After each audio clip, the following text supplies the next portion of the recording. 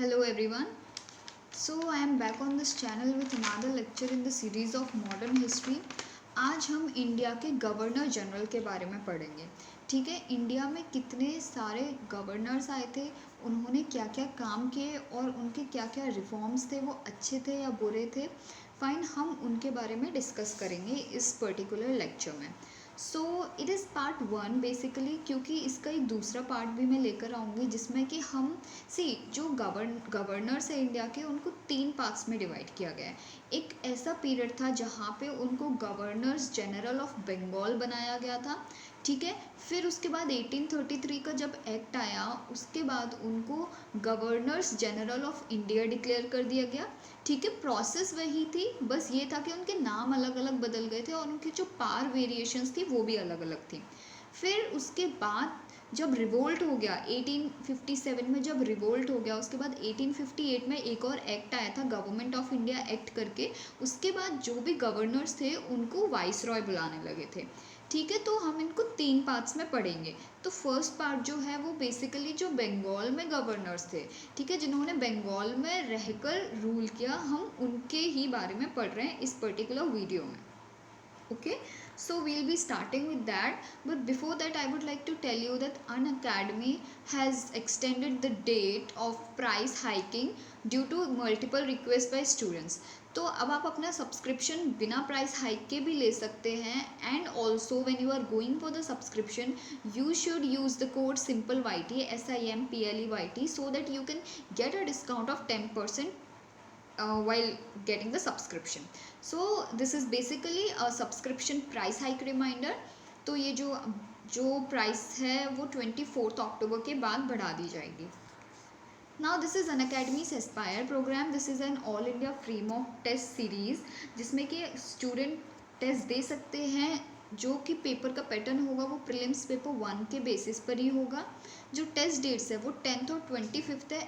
Every month you can give this test on 2 dates. Okay, first one is 10th, then another on 25th. Fine. So when you are going for the subscription on Unacademy, along with that you should take this test, because this test will get you like exciting prizes and scholarships from Unacademy. So this test is going to be held on 25th of October at 10 AM sharp. Do enroll for it. Unacademy's full length mains mock paper, जो भी बच्चे prelims clear कर चुके हैं and now they are looking forward to preparing for mains examination, उनके लिए practice का ये बहुत सही टाइम है. और अनअकैडमी इस पे आपके लिए एथिक्स का मॉक पेपर करवाएगा 25 अक्टूबर 9 PM शाम को 9 बजे एथिक्स का पेपर करवाया जाएगा. And this would be a free live special class. Everything would be discussed in the class itself. You can enrol for this class on Unacademy. Special batches for UPSC. सी mains, जो भी लोग तैयारी कर रहे हैं मेंस की, उनके लिए 3 स्पेशल बैचेस आए हैं. That is and it would be in 3 different like medium of instructions would be of 3 different like languages. First one would be bilingual. उसमें जो भी बच्चे हिंदी में तैयारी कर रहे हैं और साथ ही वो इंग्लिश में भी पढ़ सकते हैं, फाइन, तो उनके लिए बायलिंगुअल कोर्सेज है. एंड ये जो कोर्स है, ये जो प्रोग्राम चलाया जा रहा है वो मिशन AIR-1 करके चलाया जा रहा है, जिसमें आपको लाइक फोकस करेंगे मेंस के सिलेबस पर. And this batches have already started from 19th अक्टूबर. जो हिंदी माध्यम के बच्चे हैं उनके लिए भी एक प्रोग्राम चलाया जा रहा है, लक्ष्य AIR-1 करके. ठीक है, तो ये भी मेंस की प्रिपरेशन पर ही फोकस करेंगे. तो ये भी बैचेस 14 अक्टूबर से स्टार्ट हो चुके हैं. And all those who are comfortable in English they can go for the English batches. And the program which has been launched by Unacademy for the people who are belonging to English background, उनके लिए mission AIR-1 करके है. उसमें उनका medium of instruction mains के लिए पूरा का पूरा इंग्लिश में होगा. ठीक है, तो वो उसके थ्रू अपनी प्रिपरेशन कर सकते हैं. And these batches have also started from 14th October. Now you can join these classes only after you enroll for it. So all the links for your enrollment are given below in the description. So Unacademy brings you 3 different kinds of courses. As you all know, Unacademy doesn't keep any language barrier. So like going by that value, Unacademy ने bilingual courses लेकर आए हैं, जिसमें जो भी बच्चे हिंदी और English दोनों में कंफर्टेबल हैं वो उस लैंग्वेज में सीख सकते हैं. ठीक है, what ever language they prefer. तो उनके लिए bilingual courses है. वहाँ पे आपका जो सिलेबस होगा, जो एजुकेटर्स होंगे, टेस्ट सीरीज़ होंगी, ठीक है, वो आपके लैंग्वेज प्रेफरेंस के अकॉर्डिंग ही कराई जाएगी। अब जो भी लोग हिंदी में तैयारी कर रहे हैं उनके लिए हिंदी के बैचेज़ हैं, ठीक है, तो उनको जितनी भी इंस्ट्रक्शंस दिए जाएंगे, लेक्चर्स होंगे और जो मटेरियल उनको प्रोवाइड किया जाएगा, टेस्ट सीरीज़ उनकी, डाउट क्लियरिंग सेशंस, सारी जितनी भी चीज़ें हैं वो उनके लिए हिंदी में ही कराई जाएंगी। देन द इंग्लिश कोर्सेज, जहाँ पे all those who are comfortable in English they can go for English courses where the medium of instruction would be English only. Okay, इसके अलावा अनअकैडमी आपके लिए एक और नया बैच लेकर आया है, मिशन 2022, ठीक है। Now itself you can join these courses if you want to prepare, like if you want to prepare for examination that is to be conducted in 2002, ठीक है। तो अगर आप 2 साल की तैयारी करते हैं तो I guess you will have more and more chances of getting in to that examination. तो ये 2 ईयर बैच है, इसको भी आप ज्वाइन कर सकते हैं। Okay, now with the subscription on Unacademy you are getting unlimited benefits, like you can learn live from the comfort of your home with unlimited access to all the courses by the top educators of India on one platform. I guess this is the biggest advantage that you are getting through Unacademy. You don't have to run here and there. Okay, all the educators who are like competent for your preparation of UPSC, वो आपकी तैयारी में आपकी help कर सकते हैं। And all the civil service aspirants जिनको भी, ठीक है, ज़रूरत है इधर लाइक अच्छे एजुकेटर्स की, उनको अनअकैडमी के सब्सक्रिप्शन से काफ़ी ज़्यादा हेल्प मिलेगी। ओके, तो इसके थ्रू आप जितने भी एजुकेटर्स हैं, बेस्ट एजुकेटर्स इंडिया के अनअकैडमी पर पढ़ाते हैं। Okay, those who have already cleared the examinations and also those who have experience of at least 10 to 15 years और इवन मोर देन दैट, ठीक है। तो अगर आप ऐसे एजुकेटर से पढ़ रहे हैं, उनके गाइडेंस के अंडर प्रिपरेशन कर रहे हैं, तो I guess it is very beneficial for you. Fine, so आपको जो सिलेबस कवरेज है उसकी टेंशन लेने की बिल्कुल भी ज़रूरत नहीं है, वो अनअकैडमी की ही रिस्पॉन्सिबिलिटी है। Along with that the regular doubt clearing sessions would help you to clear all your queries and doubts. तो उसमें भी आप अपने लैंग्वेज प्रेफरेंस के अकॉर्डिंग ही डाउट क्लियरिंग सेशंस भी ज्वाइन कर सकते हैं। Okay, the study material would be provided in PDF format as well. Videos तो आपके लिए ऑल द टाइम अवेलेबल रहेंगी ही। Then the answer writing sessions would also help you to maintain the quality of your answers. Fine, answers सभी लिखते हैं UPSC की, अगर कोई भी बंदा प्रिपरेशन कर रहा है तो आई गेस आंसर्स तो सभी लिखते हैं, but the thing is how much essence your answers are giving to the person who's checking your answer sheet, ठीक है। उसको कितना मज़ा आ रहा है आपके आंसर्स पढ़ने में, उसको कितना उसके लिए कितना ज़्यादा इम्पॉर्टेंट है आपका आंसर बाकी बच्चों के कंपैरिजन में, ये चीज़ डिपेंड करती है। तो आपको अट्रैक्ट करना है आपके आंसर की तरफ, and for that you need ample amount of practice, you need a good choice of words, ठीक है, simple as well as the self explanatory words. Fine, तो आपको ऐसे ही कुछ चीज़ें यूज़ करनी है। तो इसके प्रॉपर गाइडेंस के लिए आपके लिए आंसर राइटिंग सेशंस अलग से कराए जाएंगे। फाइन, जिसमें आपको सिर्फ और सिर्फ आंसर राइटिंग पर ही फोकस करना है। Okay, so this is it, this is all regarding preparation. अब जब आपने ये प्रिपरेशन आप कर रहे हैं तो आपको ये भी चेक करना है कि आपकी वो प्रिपरेशन फ्रूटफुल है या नहीं। If that preparation that you are doing right now is it result oriented और नॉट, तो उसके लिए आप लाइव टेस्ट सीरीज़ लेंगे। Live test series time to time conduct कराई जाएगी अनअकैडमी पर, फाइन, ऑन वीकडेज और वीकेंड्स पे। उसके बाद इसमें जो रैंक्स आएंगे वो ना कि सिर्फ 200-400 बच्चों में आएंगी, बल्कि ऑल इंडिया रैंक्स आपको दी जाएंगी। Fine, you will be competing at whole different level with all the UPSC aspirants, ठीक है। जितने भी बच्चे तैयारी कर रहे हैं उन सभी के जो भी टेस्ट स्कोर्स हैं उनसे आप अपना स्कोर कंपेयर कर पाएंगे, ठीक है। Also you will be getting a report card which would be so detailed that you would be able to know that what are your weaker portion and what are your stronger portion, ठीक है। तो ये test series join करेंगे आप लोग, इससे आपको खुद को एनालाइज करने में काफ़ी मदद मिलेगी। देन ये जब सारी चीज़ें हो रही हैं, you will also be given a personal mentor bye Unacademy, ठीक है। सब्सक्रिप्शन के टाइम पर ही आपको एक पर्सनल मेंटोर दे दिया जाएगा, जिसके थ्रू आप कोई भी इशू, कोई भी डिस्कशन जो कि आप डायरेक्टली शेयर नहीं कर पा रहे हैं, लाइक अगर आप अपना मैसेज पहुंचाना चाहते हो तो आप जो आपके मेंटोर है उनके थ्रू अनअकैडमी से डायरेक्टली कांटेक्ट कर सकते हैं, आपके सारे इश्यूज़ को रिजॉल्व किया जाएगा। ठीक है, वो मेंटोर आपके साथ ही और she will be guiding you through this entire process. Okay, so this is all regarding subscription. Now as I told you, this is a one, like this particular subscription that you are going to get on Unacademy, this is an one stop solution. Fine, this is a one stop solution जहाँ पे आपको structured batches से लेकर जो आपका and point है journey का, interview preparation, ठीक है, वहाँ तक आपको पूरे मतलब पूरे जितना भी आपका प्रिपरेशन जर्नी है उसमें अनअकैडमी आपके साथ रहेगा। Okay, it would be guiding you through this entire process, it would be tracking your performance, it would be analysing your performance. Fine, and you don't have to worry about anything.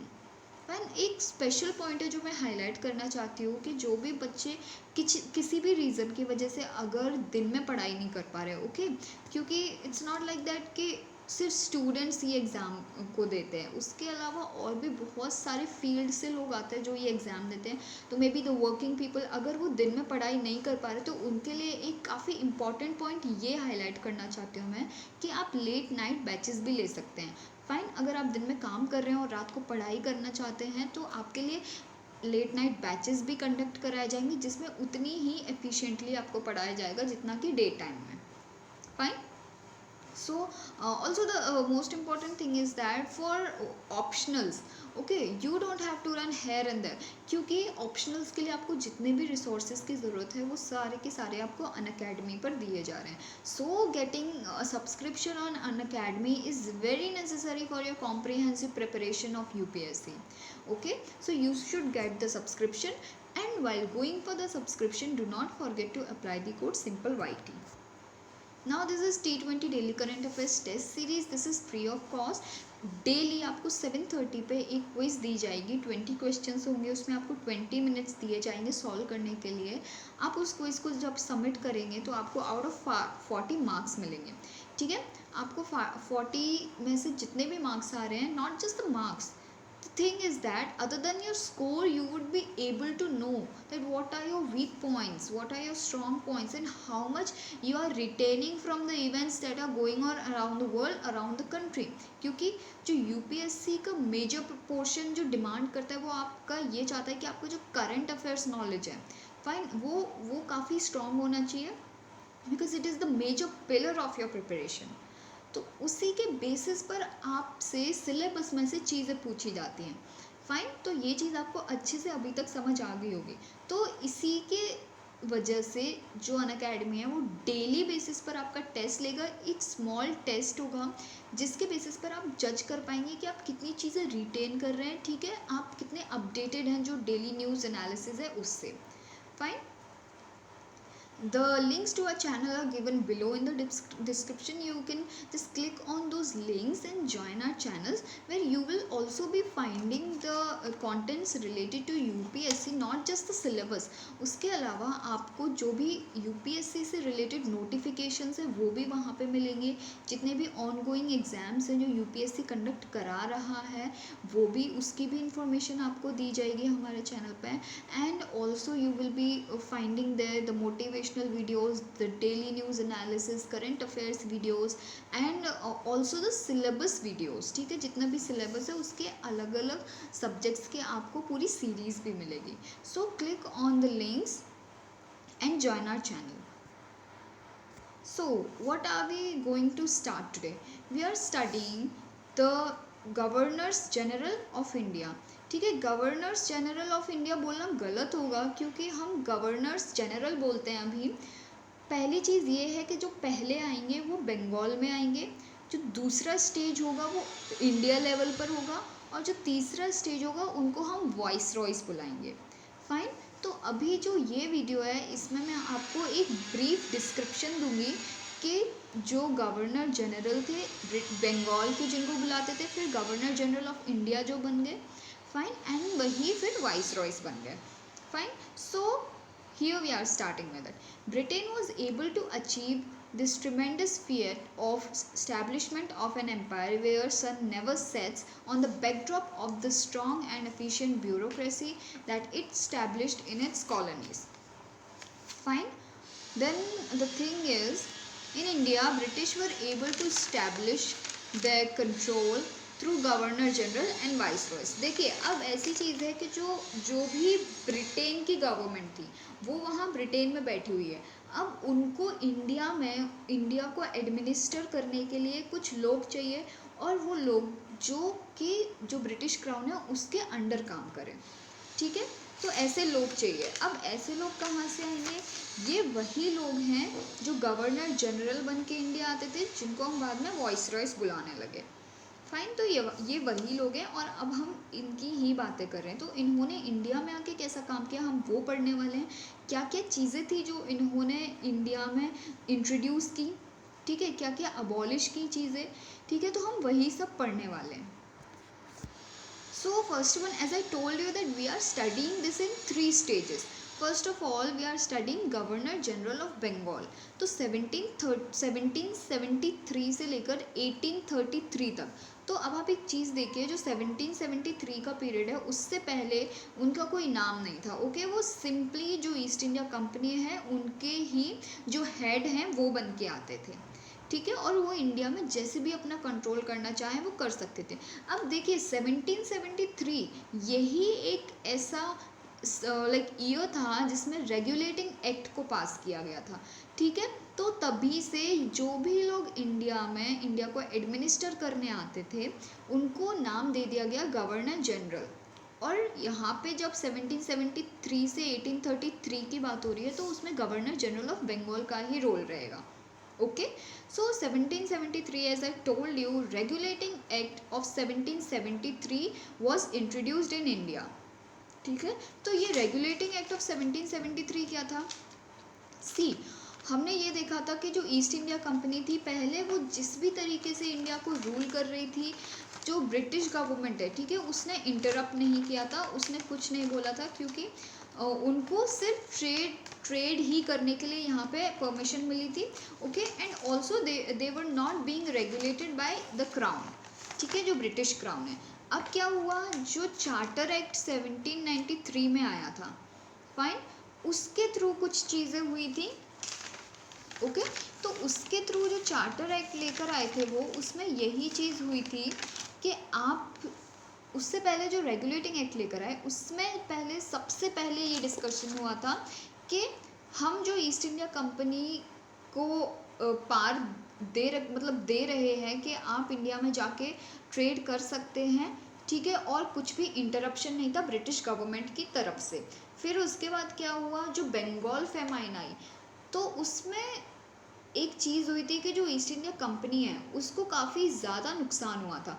Although Bengal famine के time पर भी उसने, जो बंगाल के लोग हैं वहाँ से रेवेन्यू कलेक्ट किया था. Okay, even after that devastating famine, उसके बाद भी ईस्ट इंडिया कंपनी ने रेवेन्यू कलेक्ट किया था.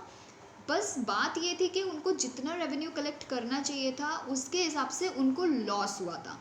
फाइन. अब जब उनको लॉस हुआ था तो उन्होंने जो ब्रिटिश गवर्नमेंट है, ठीक है, उससे लोन के लिए एक रिक्वेस्ट करी. तो जब ये रिक्वेस्ट की गई तो ईस्ट इंडिया कंपनी की तरफ ब्रिटिश गवर्नमेंट का ध्यान गया कि आपको इतना सारा लॉस कैसे हो रहा है. When you are controlling the whole of India, how could you go in recession.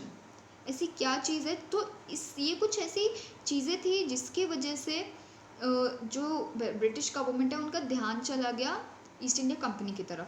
और जो सीनियर ऑफिशियल्स हैं वो काफ़ी ज़्यादा इन्वॉल्व थे मैल प्रैक्टिसेस में, काफ़ी ज़्यादा करप्शन बढ़ गया था. ठीक है, तो इन्हीं कुछ चीज़ों की वजह से, और जो बंगाल फेमाइन थी उसको काफ़ी क्रिटिसाइज़ किया गया था.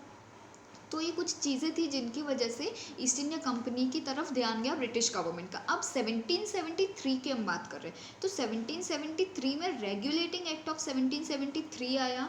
वो क्यों आया मैंने आपको बताया, क्योंकि जो केओटिक सिचुएशन इंडिया में उस टाइम पे जनरेट हुई थी बंगाल के मिस गवर्नेंस की वजह से.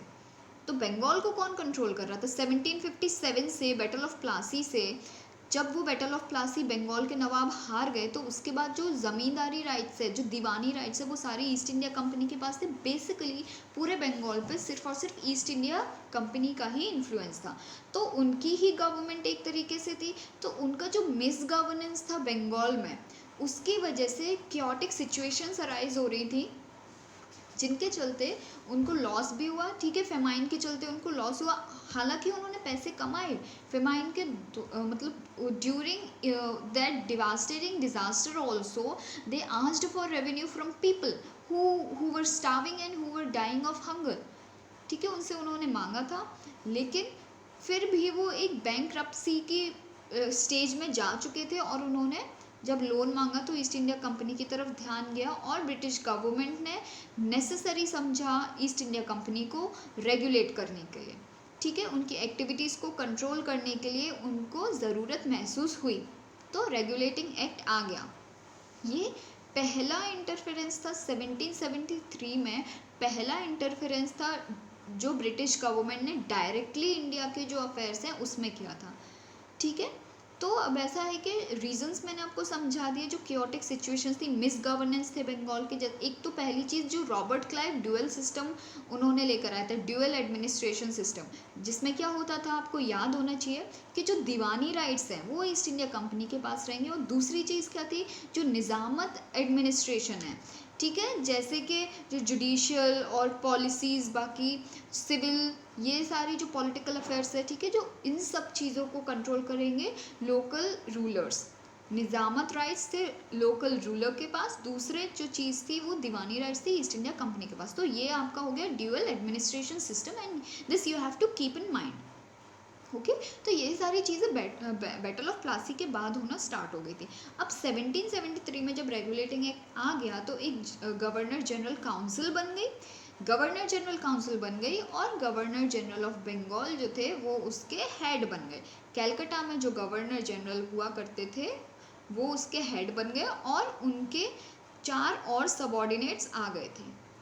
फाइन, अब क्या था कि बंगाल के अप्रूवल के बिना आप कुछ भी नहीं कर सकते। Fine, now the thing was that the 1773 regulating act somehow decided to regulate the activities of East India Company, but it was not successful in doing so. ठीक है, ये इनफेक्टिव प्रूव हो गया था आगे चलते चलते, क्योंकि जो रिपोर्ट्स तैयार करके भेजी जाती थी ब्रिटेन में, उनको पढ़ने के लिए कोई था नहीं, तो वो अलग बात हो गई। तो गवर्नर जनरल ऑफ बंगाल कब आए, रेगुलेटिंग एक्ट ऑफ 1773 जब इंडिया में आया, तभी उसी के साथ साथ किसका एक नया टैग मिला था बस। ठीक है, उससे पहले भी जो ईस्ट इंडिया कंपनी थी उनके हेड्स थे, अब बस एक नया टैग मिल गया था, governor general of Bengal. When East India Company came to India, it controlled Bengal through a post named as Governor of Bengal. First Governor of Bengal was Robert Clive. ठीक है, फर्स्ट गवर्नर ऑफ बंगाल कौन थे, Robert Clive. वो battle of Plassey जो हुआ था वो उन्हीं के टेन्योर के टाइम पे हुआ था। फाइन, अब और चीज़ें हम जानते हैं। Other presidencies Bombay and Madras had their own governor. ठीक है, पहले अलग अलग जो प्रेसिडेंसीज थे उनके अलग अलग गवर्नर हुआ करते थे। अब क्या हुआ, जो रेगुलेटिंग एक्ट आया 1773 का, the post of governor of Bengal was converted into governor general of Bengal. First governor general of Bengal was Warren Hastings. Through this act governor of Bombay and Madras worked under the governor general of Bengal. ठीक है, तो आपको ये कहानी पूरी समझ आ जानी चाहिए, क्योंकि मैंने आपको काफ़ी अच्छे से समझा दिया है कि देखिए जब बैटल ऑफ प्लासी हुआ उसके बाद ईस्ट इंडिया कंपनी काफ़ी पिक्चर में बड़ी हो चुकी थी। अब जब उसकी पिक्चर में वो बड़ी हो गई थी तो उनके जो गवर्नर्स थे उनके नाम हमें पता चलने लगे। तो उस टाइम पे governor of Bengal, fine, battle of Plassey के बाद governor of Bengal, battle of Plassey जब हुआ था तो सबसे पहले बंगाल पे ही कंट्रोल किया गया था, तो बंगाल को जो गवर्नर कंट्रोल करता था उसको गवर्नर ऑफ बंगाल बोला था, जो ईस्ट इंडिया कंपनी की तरफ से आता था। फिर क्या हुआ, 1773 में रेगुलेटिंग एक्ट आया, जब ब्रिटिश गवर्नमेंट ने ये ज़रूरी समझा कि हमें ईस्ट इंडिया कंपनी की जो एक्टिविटीज़ है उनको रेगुलेट करना चाहिए, तो जो भी पोस्ट पे उस जो गवर्नर जनरल की पोस्ट थी, जो गवर्नर ऑफ बंगाल की पोस्ट थी, जो फर्स्ट रॉबर्ट क्लाइव के पास थी, उसको अब गवर्नर जनरल ऑफ बंगाल का पोस्ट मिल गया था। उसका नाम अब गवर्नर जनरल ऑफ बंगाल बन गया था। ठीक है, 1773 के एक्ट के बाद। और पहले कौन थे? Warren Hastings. First governor of Bengal कौन थे? Robert Clive. ये चीज़ें आपको थोड़ा कंफ्यूज कर सकती है, but once if you understand these things, then you can keep them in your mind forever. Fine. Now the second stage is Governor General of India, 1833. अब याद कीजिए 1833 में क्या हुआ था? चार्टर एक्ट आया था। फाइन, आपको ये चीज़ें याद होनी चाहिए। 1858 में क्या आया था? गवर्नमेंट ऑफ इंडिया एक्ट आया था। ये हमने अभी पढ़ा नहीं है, लेकिन मैं आपको एक बार बता दूं कि 1830, ये जो डेट्स है ना, ये आप उस काबिल होने चाहिए कि आप ये डेट्स को रिलेट कर पाएँ कि इस वाली डेट में क्या हुआ था, ऐसी क्या एक्ट या फिर ऐसी क्या इवेंट हुई थी जिसमें चीज़ें बदल गई थी। ठीक है, तो चार्टर एक्ट 1833 में आया, तो उसमें जो गवर्नर जनरल ऑफ बंगाल जिनको पहले बोलते थे, उनका नाम अब बदल के हो गया governor general of India under act charter act of 1833। पहले गवर्नर जनरल ऑफ इंडिया कौन थे? William Bentinck. ठीक है, तो ये चीज़ें मैं आपको एंड में एक बार रिवाइज करा दूंगी, बट फिर भी you have to understand the pyramid कि पहले ये हुआ, फिर ये हुआ, फिर ये हुआ, फिर ये हुआ। This post was mainly for administrative purposes and reported to the court of directors of East India Company. अब जब 1833 में जो चार्टर एक्ट आया, उसमें क्या चीज़ हुई थी? देखिए, जो चार्टर एक्ट हम 1833 में लेकर आए, उसका आपको मैंने एक और नाम बताया था, सेंट हेलिना एक्ट। एक और नाम बताया था गवर्नमेंट ऑफ इंडिया एक्ट 1833। ठीक है, तो ये आपको याद रखें। अब क्या हुआ था? ये भी एक तरीके से जो ईस्ट इंडिया कंपनी है उसको रेगुलेट करने के लिए ही ये एक्ट आया था। इसमें कोर्ट ऑफ डायरेक्टर्स एक करके काउंसिल बनाई थी, जिसमें कंपनी के लोग हुआ करते थे, और वो सिर्फ और सिर्फ अब इंडिया के कमर्शियल अफेयर्स को ही कंट्रोल कर सकते थे। अब अगर कमर्शियल अफेयर्स को कंट्रोल करेंगे इंडिया में, तो बाकी चीज़ों को कौन कंट्रोल करेगा? बाकी के लिए ऑर्डर्स कहाँ से आएंगे? तो वो ऑर्डर्स अब आएंगे ब्रिटेन से। ब्रिटेन में एक बोर्ड ऑफ डायरेक्टर्स बना था।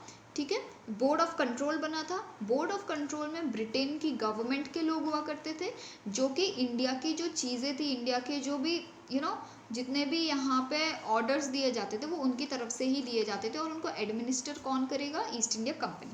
तो अब आपको ये रोल समझ आ गया होगा। थर्ड स्टेज क्या है? वाइसरॉय। वाइसरॉय 1858, जब government of India act of 1858 आया से लेकर 1947 तक वाइसरॉय चलने लगे थे। ठीक है, तो ये तीसरा स्टेज आ गया। After the revolt of 1857 the company rule was abolished and India came under the direct control of British crown. Government of India Act 1858 passed, which changed the name of Post Governor General of India by Viceroy of India. The Viceroy was appointed directly by British government. The first Viceroy of India was Lord Canning. ठीक है, तो अब हमने पूरा पढ़ लिया।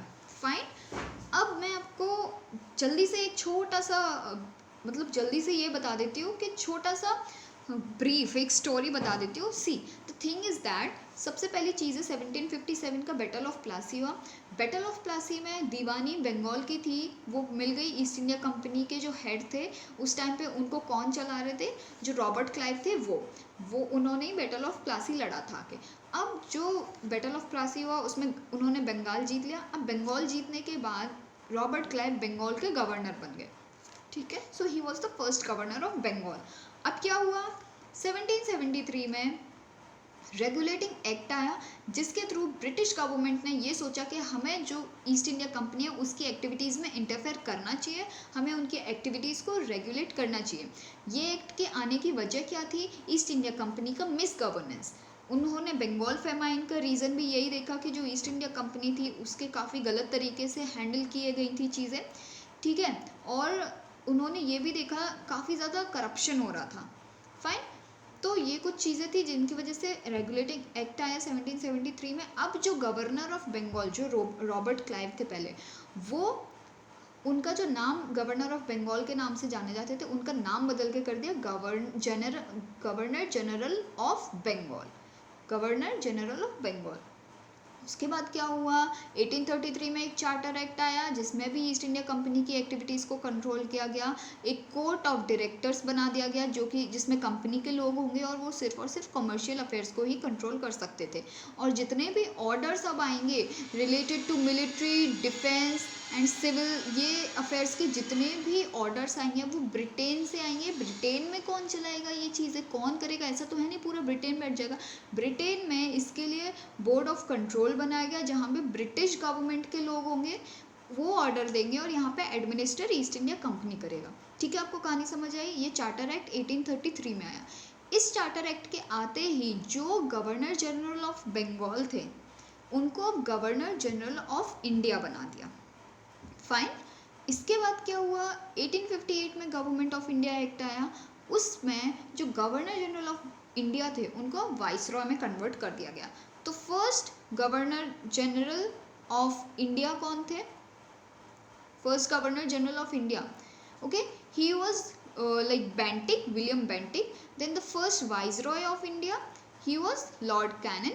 Then the first governor of Bengal, he was Robert Clive. Then the first governor of Bengal, that was Warren Hastings. ठीक है, तो ये कुछ चीज़ें जो आपको याद होनी चाहिए। अब हम रॉबर्ट क्लाइव के बारे में शॉर्टली पढ़ लेते हैं क्योंकि रॉबर्ट क्लाइव के बारे में I don't think so that हम एक ही वीडियो में काफ़ी सारे जो गवर्नर्स हैं उनके बारे में कवर कर पाएंगे। तो रॉबर्ट क्लाइव को हमें अलग से पढ़ना पड़ेगा because he was famous and also he was the first one who actually thought of conquering the whole of India, who actually started the territorial expansion of East India Company. ठीक है, तो उनको अभी हम छोटे छोटे उनके पॉइंट्स कुछ पढ़ लेते हैं, जैसे कि he was governor general of Bengal, he was governor of Bengal, okay. Robert Clive was the governor of Bengal from 1757 जब बैटल ऑफ प्लासी हुआ था टू 1760 एंड देन उनको दोबारा से इंडिया बुलाया गया 1765 में। 1767 तक वो यहाँ पे रहे थे। उन्होंने सोसाइटी ऑफ ट्रेड भी बनाया था, जो करप्शन होता था इंडिया में ब्रिटिश ईस्ट इंडिया कंपनी के अंदर, उसको कंट्रोल करने के लिए, लेकिन थोड़े दिनों बाद वो सोसाइटी बंद हो गई। बैटल ऑफ बक्सर 1764 में हुआ था, okay. And then she died, he also died by committing the suicide उन्होंने इसलिए कमिट किया था, सी जो उनके ऊपर करप्शन के चार्जेस लगे थे, ऑल्दो उनको उससे बरी कर दिया गया था लेकिन फिर भी उन्होंने सुसाइड कमिट कर लिया था, okay. On November 22, 1774 Lord Clive committed suicide at his house in Berkeley Square at age of 49 years only. Treaty of Allahabad, then king maker of Bengal, okay. उनको किंग मेकर ऑफ बंगाल बोला जाता था क्योंकि अगर east India company Bengal पे अपना control नहीं कर पाती तो शायद, क्योंकि बंगाल पे कंट्रोल करने के बाद ही ईस्ट इंडिया कंपनी बाकी जो प्रोविंसेस हैं, ठीक है, बाकी प्रेसिडेंसीज हैं, उन पे अपना कंट्रोल बढ़ाती गई, सेंट्रल इंडिया में एंटर करती गई और उसके बाद वो पूरे इंडिया में उसी के थ्रू फैल गई थी, okay. So this was about Robert Clive.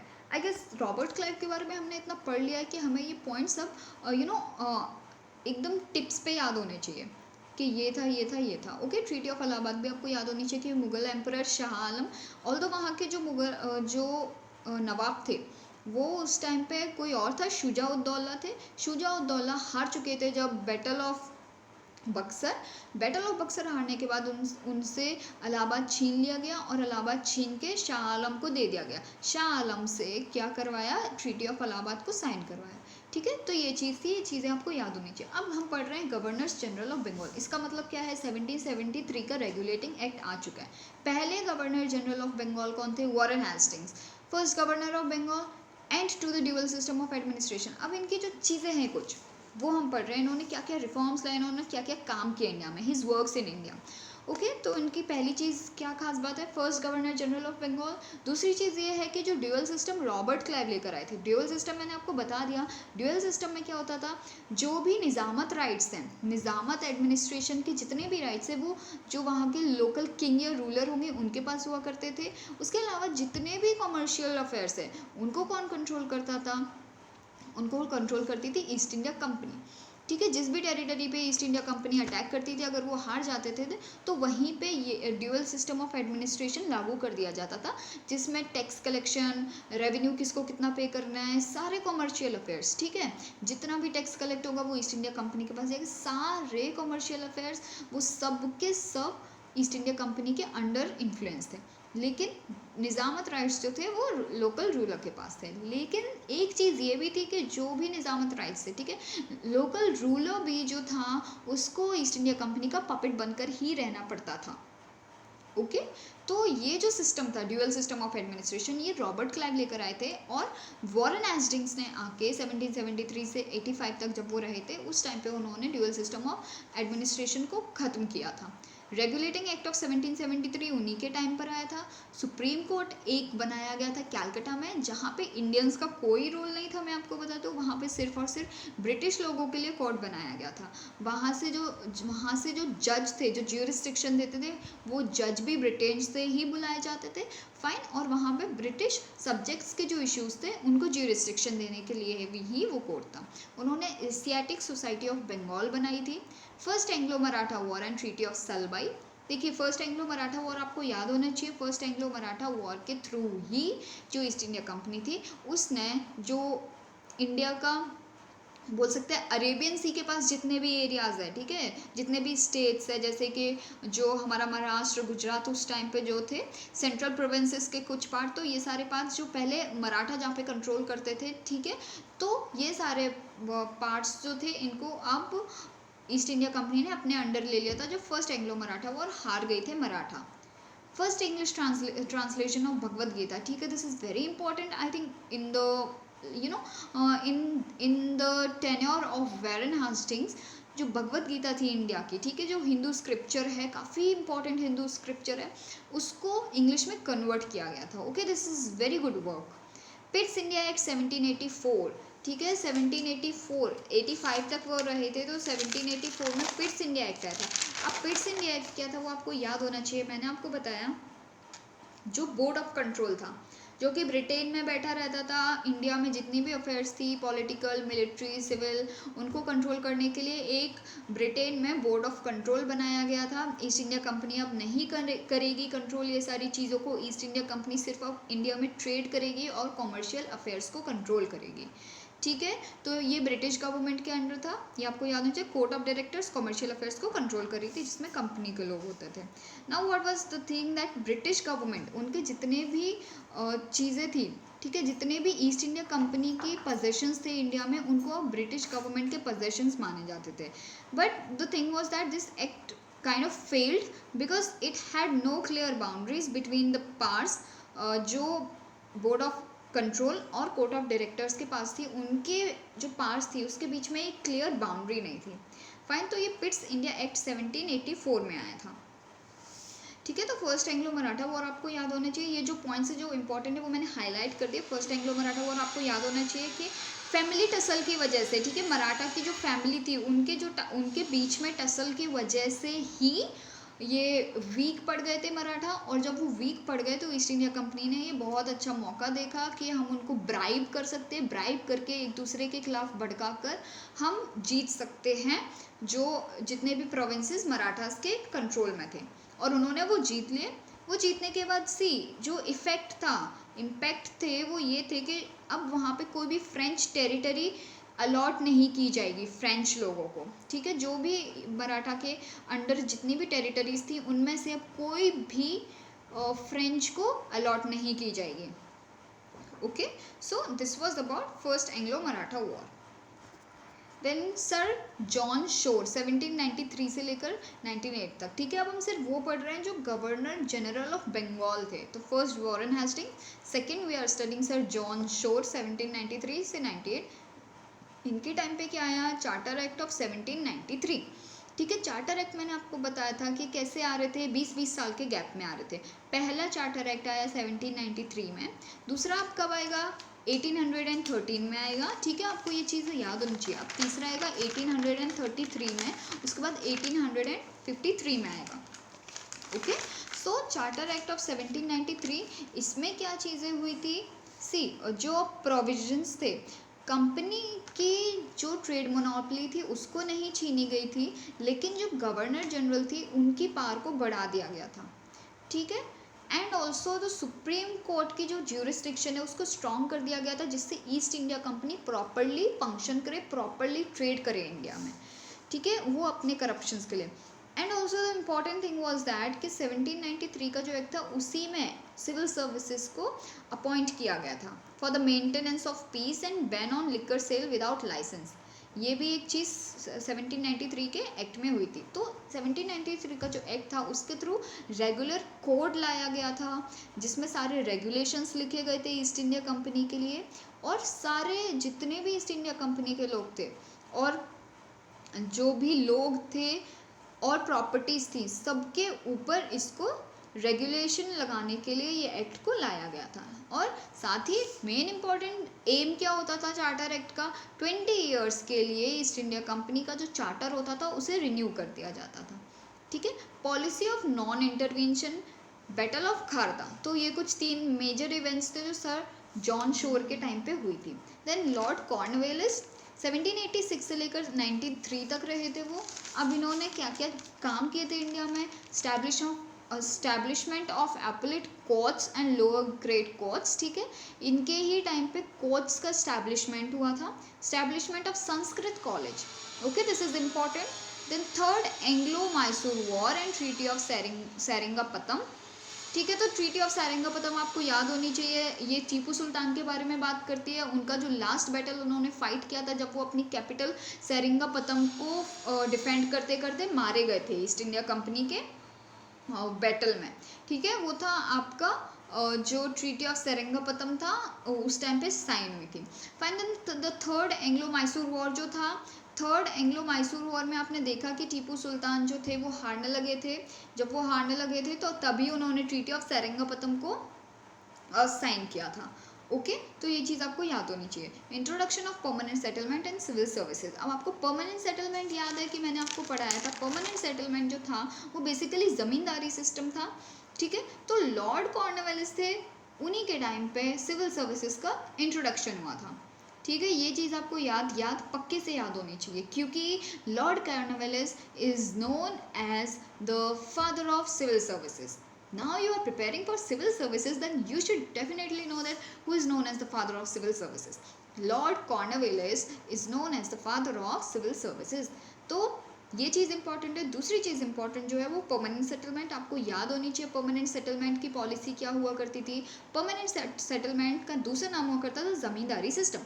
तो उसमें क्या होता था परमानेंट सेटलमेंट में, बस ये चीज़ होती थी कि जो भी ज़मींदार थे उनको अब इंट्रोड्यूस किया गया बीच में, कंपनी, ज़मींदार्स और जो पेसेंट्स और फार्मर्स थे वो। ठीक है, अब एक पिरामिड बन गया।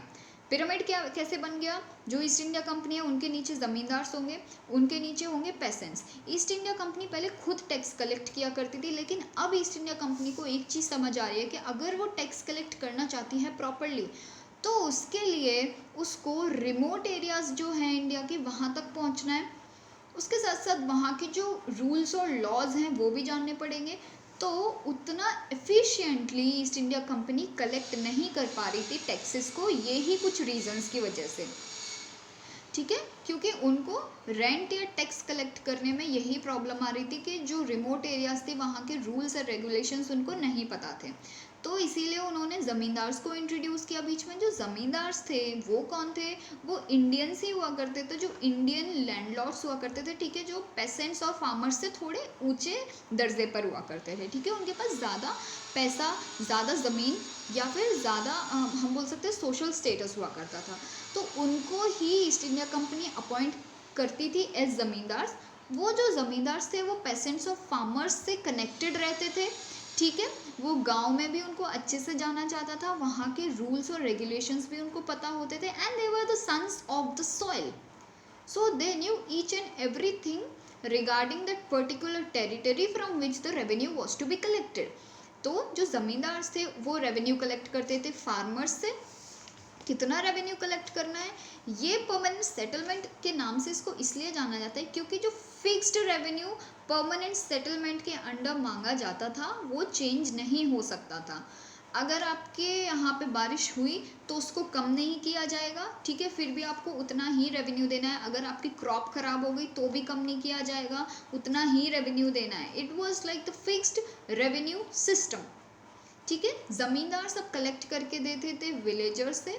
विलेजर्स जब रेंट देते थे ज़मींदार्स को तो जो ज़मींदार थे वो ईस्ट इंडिया कंपनी को रेवेन्यू दिया करते थे।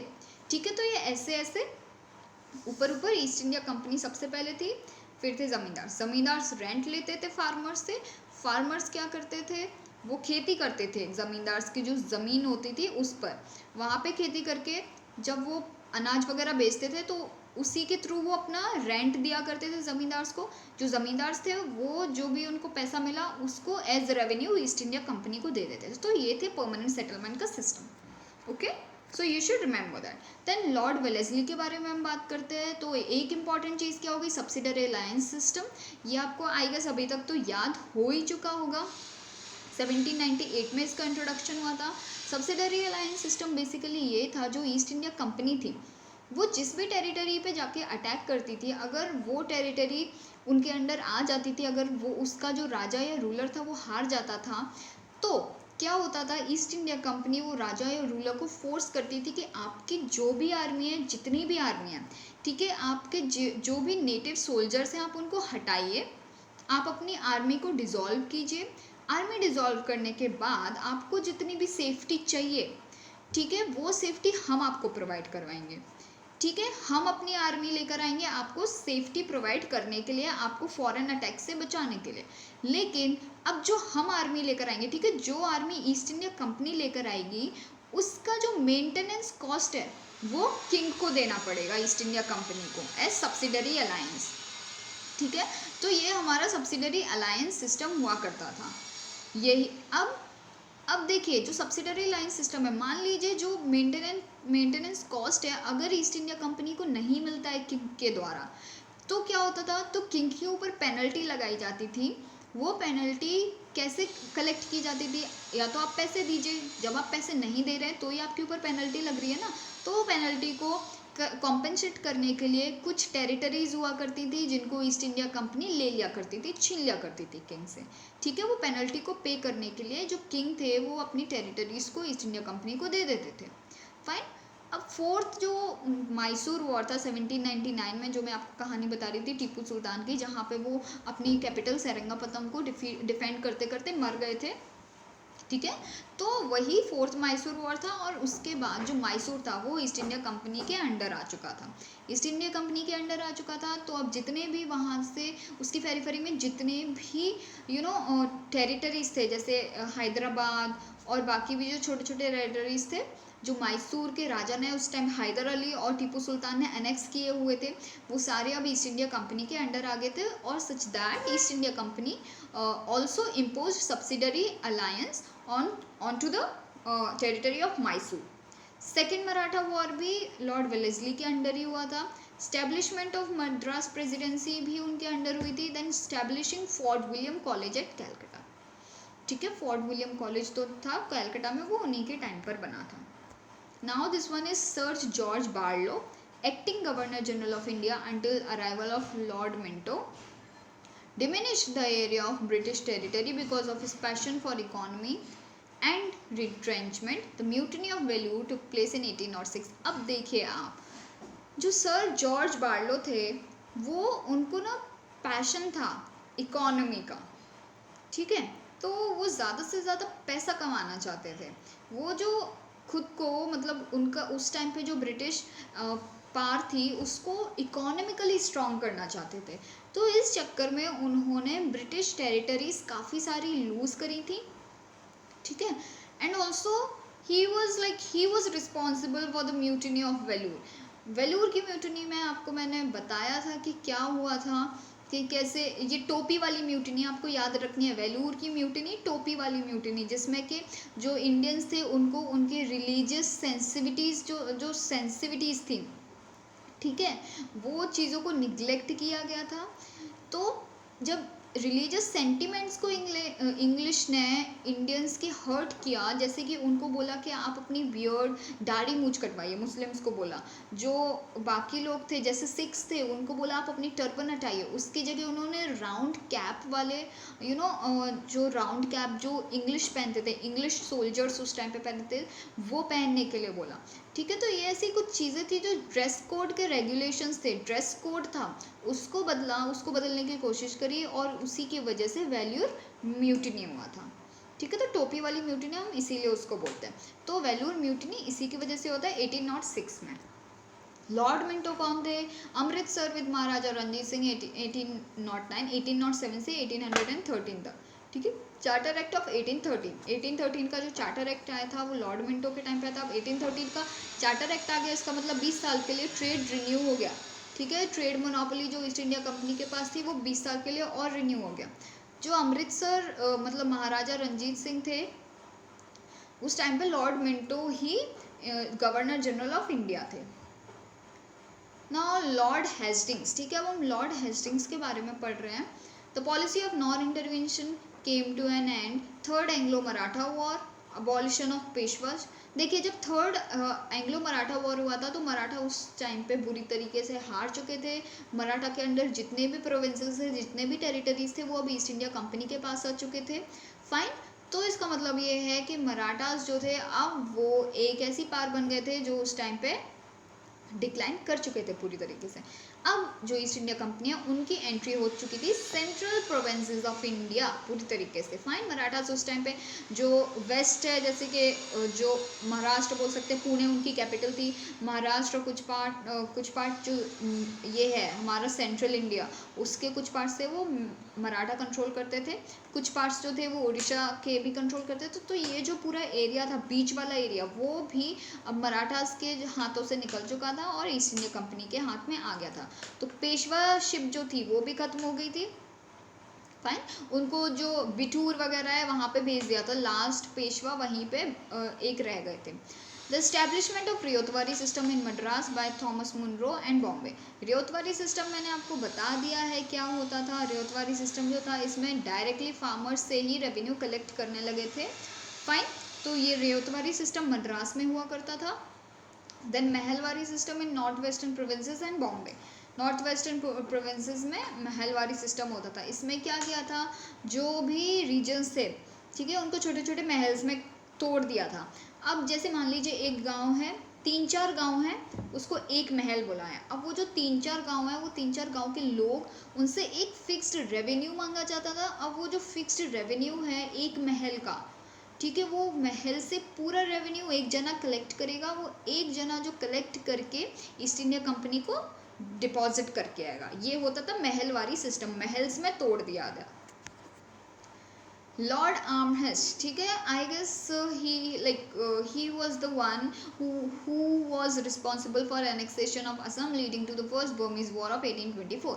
हमने पढ़ा था 1824 का जो फर्स्ट बर्मीज वॉर है। रीजंस क्या क्या थे आपको याद होना चाहिए, हमने रिसेंटली पढ़ा है। फर्स्ट बर्मीज वॉर जो था वो बेसिकली इसलिए हुआ था क्योंकि बॉर्डर डिस्प्यूट्स बढ़ गए थे ईस्ट इंडिया कंपनी के और बर्मीज जो किंग थे उनके बीच में।